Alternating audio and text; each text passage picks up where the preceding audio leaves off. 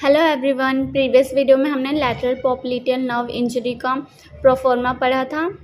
इस वीडियो में हम पैराडिज्म अंडर प्रेशर का प्रोफॉर्मा देखेंगे कि किस तरीके से हमें पेशेंट असेसमेंट करना है और ट्रीटमेंट के समय और ट्रीटमेंट से पहले कौन कौन सी चीज़ें चेक करनी है और ध्यान में रखना है। सो स्टार्ट करते हैं। फर्स्ट है रिसीविंग द पेशेंट। हमें पेशेंट को क्या बोलना, good morning, I am a physiotherapist and I am going to treat you, please cooperate with me during the treatment and wait until I go through your case sheet. Then history taking और going through the case sheet. क्या क्या पूछना है patient से, name, father's and mother's name, ये सब हमें check करना, नोट डाउन करना है। As, sex, occupation, address. Then chief complaints पूछना है। चीफ कंप्लेंट्स में history of any previous treatment taken, ये सब डिटेल में हिस्ट्री में क्या क्या पूछना है ना। और ये चीफ कंप्लेंट्स है, इसका डिटेल में हमें क्या क्या पूछना है, कौन कौन सी चीज़ें चीफ कंप्लेंट्स में आते, ये उस वीडियो में है, प्रोफॉर्मा फॉर पेशेंट असेसमेंट। सो अगर आप लोगों ने वो वीडियो नहीं देखा होगा तो आप लोग उसे देख सकते हैं मेरे चैनल पे जाके, अगर आपको जानना होगा कि चीफ कंप्लेंट्स में हमें कौन कौन सी चीज़ें नोट डाउन करना। सो प्रोफॉर्मा फॉर पेशेंट असेसमेंट का जो फर्स्ट वीडियो है उसमें डिटेल में दिया गया है। Then examination, to the examiner side right और लेफ्ट चेक करना है एंड साइट लोकेशन चेक करना है। Then checking for any general and local contraindication. So general and local contraindication में कौन कौन सी चीज़ें चेक करना, fever, hypertension, general condition of the body, open wound, hypersensitive skin, metal in the tissue or in surrounding, loss of sensation। Then purpose दिया गया है कि पैराडिज्म अंडर प्रेशर जो ये प्रोसीजर है इसका पर्पस क्या है, हम क्यों करते हैं, पेशेंट को क्यों ये ट्रीटमेंट देते हैं।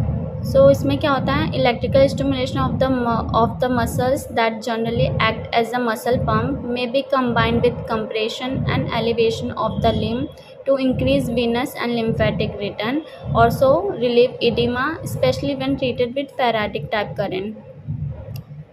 यहाँ पे दिया गया है कि जब हम मसल्स को इलेक्ट्रिकल स्टिमुलेशन देते हैं तो जो मसल है वो मसल पम्प की तरह एक्ट करता है, और अगर हम उसे कंप्रेशन के साथ कंबाइन कर दें, उसमें कंप्रेशन भी दे, देन एलिवेशन, लिम्फ को थोड़ा एलिवेट भी करें, तो उससे जो वीनस और लिम्फेटिक ड्रेनेज है, वीनस और लिम्फेटिक रिटर्न वो इंक्रीज़ हो जाएगा और जो इडिमा है वो भी रिलीव हो जाएगा, कम हो जाएगा।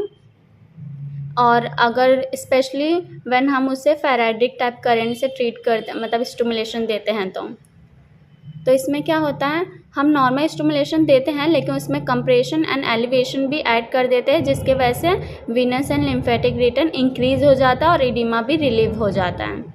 इसे ही हम पैराडिज्म अंडर प्रेशर का ट्रीटमेंट, इसे ही पैराडिज्म अंडर प्रेशर क्या हो जाता है। देन इंडिकेशंस दिया गया है कि हम पैराडिज्म अंडर प्रेशर ये जो है उसे कब यूज़ करते हैं।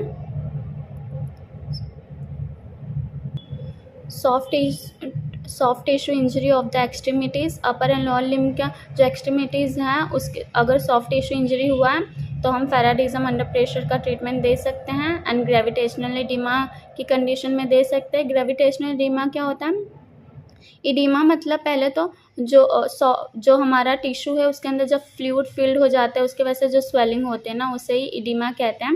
ग्रेविटेशनल इडिमा इसलिए होता है क्योंकि ये ग्रेविटी की वजह से होता है, इसलिए इसका नाम ग्रेविटेशनल इडिमा है। ग्रेविटी की वजह से ये इडिमा होने की वजह से जो फ्लूइड है ना वो ऊपर से, अगर ऊपर वाले लिम्ब में है तो वो जो ग्रेविटी है वो फ्लूइड को नीचे की तरफ लोअर लिम्ब में पुल करती है, ऐसा होता है इस कंडीशन में, ग्रेविटेशनल इडिमा में। लिम्फ इडिमा जब लिम्फेटिक सिस्टम में ब्लॉकेज हो जाता है और फ्लूइड फिल्ड हो जाता है तो ये लिम्फ इडिमा होता है। पोस्ट फ्लीबाइटिक सिंड्रोम, और इसको हम पोस्ट थ्रोम्बोटिक सिंड्रोम भी कहते हैं। ये मोस्टली लॉन्ग टर्म में ऐसे डीप वेन थ्रोम्बोसिस इसके वजह से हो जाता है,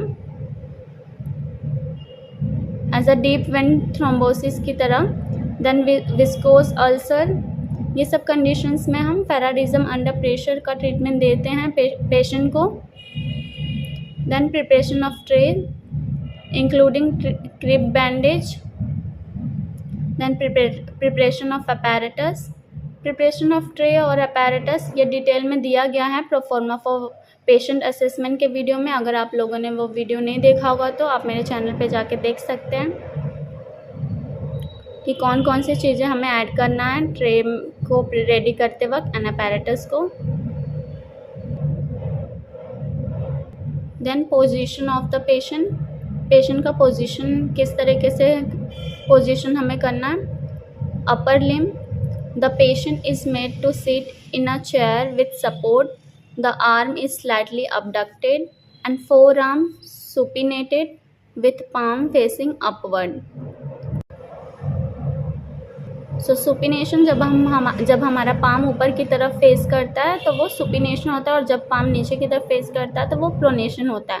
तो हमें पेशेंट का पोजीशन कैसे करना है। Patient is made to sit, हमें उन्हें चेयर पे बैठाना है विथ सपोर्ट वाले चेयर पे, and arm is slightly abducted, forearm supinated with palm facing upward, the whole limb should be placed in elevation, जो हाथ है, जो लिम्ब जिसमें ट्रीटमेंट देना है उसको हमें एलिवेट करके प्लेस करना है थोड़ा ऊपर की तरफ, elevation, so that gravity assist the venous and lymphatic return, ताकि जो ग्रेविटी है वो हेल्प करे वीनस एंड लिम्फेटिक रिटर्न में। Then position of the therapist, therapist position क्या होगा। By the side of the patient, walk and stride standing, दोनों में से कोई भी पोजीशन ले सकते हैं। Checking of local contra indication, reducing skin resistance, checking of apparatus, first self test करना, देन पेशेंट को ट्रीट करना। Placement of pads and electrodes, upper limb, flexor aspect of arm, forearm, lower limb, active electrode over calf muscles, lower limb में हमें जो active electrode है वो काफ muscles पे place करना है। अपर लिम्ब में फ्लेक्सर एस्पेक्ट ऑफ आर्म और फोर आर्म पे प्लेस करना। फ्लेक्सर एस्पेक्ट हमेशा अपर लिम्ब के लिए एंटीरियर वाला एस्पेक्ट होता है और लोअर लिम्ब के लिए फ्लेक्सर पोस्टीरियर एस्पेक्ट में होता है। लोअर लिम्ब में एक्टिव इलेक्ट्रोड ओवर काफ मसल्स पे प्लेस करना है। काफ मसल्स आपको पता है ना, गैस्ट्रोनीमियस, सोलियस, प्लांटारिस, ये सब काफ मसल्स हैं। Inactive electrode over neck of fibula, fibula के नेक पर प्लेस करना है inactive electrode. Fix the pads in position firmly with straps, strap का यूज़ करके हमें पैड को अच्छे से एकदम फर्मली फिक्स्ड कर देना है ताकि वो मूव ना हो। If necessary test the contraction produced, अगर चाहिए तो आप कॉन्ट्रैक्शन प्रोड्यूस करके एक बार चेक कर सकते हैं, टेस्ट कर सकते हैं। Then adjust the pad as necessary, then apply an elastic bandage starting distally, it should be firm but not too tight, वो फर्म होना चाहिए एकदम, मतलब एक ही जगह पे होना चाहिए, हिलना नहीं चाहिए, अपने जैसे मूव नहीं होना चाहिए, लेकिन ज़्यादा टाइट भी नहीं स्ट्रैप को बांधना है। Avoid gaps between the turns of the bandage, gaps को भी अवॉइड करना है जब बैंडेज को टर्न करते हैं उस समय। Instruction to the patient, patient को इंस्ट्रक्शन देना है क्या क्या। Explaining feel and purpose, current feel होगा उसके बारे में बताना है कि अगर उनको करंट फील हो रहा है तो वो हमें इन्फॉर्म करें, और ये हम ट्रीटमेंट क्यों, पैराडिज्म अंडर प्रेशर ये क्यों कर रहे हो उसका पर्पस बताना है। And instruction to inform if any burning, ये भी बोलना है कि अगर कोई भी बर्निंग सेंसेशन फील होता है तो वो हमें तुरंत इन्फॉर्म करें। वार्निंग देना है not to touch anything. Then selection of current, selection of current में हमें सर्ज फैराडिक करंट चूज़ करना है as it helps in increasing the venous and lymphatic return. जो सर्ज फैराडिक करंट है वो वीनस एंड लिम्फेटिक रिटर्न को increase करने में हेल्प करता है, इसलिए हम सर्ज फैराडिक करंट चूज़ करेंगे जब हमें पैराडिज्म अंडर प्रेशर का ट्रीटमेंट देना होगा। रेगुलेटिंग करंट, जो फिजियोथेरेपिस्ट है वो करंट को रेगुलेट करेगा। देन ट्रीटमेंट ख़त्म होने के बाद चेकिंग द ट्रीटमेंट पार्ट, जो जहाँ पे ट्रीटमेंट दिया वो पार्ट को चेक करेंगे, उस एरिया को। सो इस वीडियो में हमने पैराडिज्म अंडर प्रेशर का प्रोफॉर्मा पढ़ा। अगर आप लोगों ने प्रीवियस प्रोफॉर्मास के कंडीशंस को नहीं देखा होगा, नहीं पढ़ा होगा, तो आप लोग प्लीज़ मेरे चैनल पे जाके देख लेना।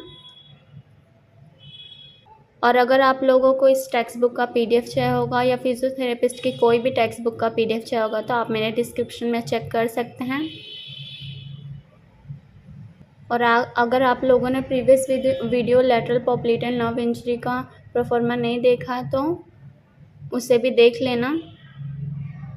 नेक्स्ट वीडियो में हम फेराडिक फूड बाथ के बारे में पढ़ेंगे। इस वीडियो में इतना ही पढ़ेंगे, सो मिलते हैं नेक्स्ट वीडियो में। तब तक के लिए बाय बाय। और हाँ, अगर आपको ये वीडियो पसंद आएगा तो please don't forget to subscribe my channel.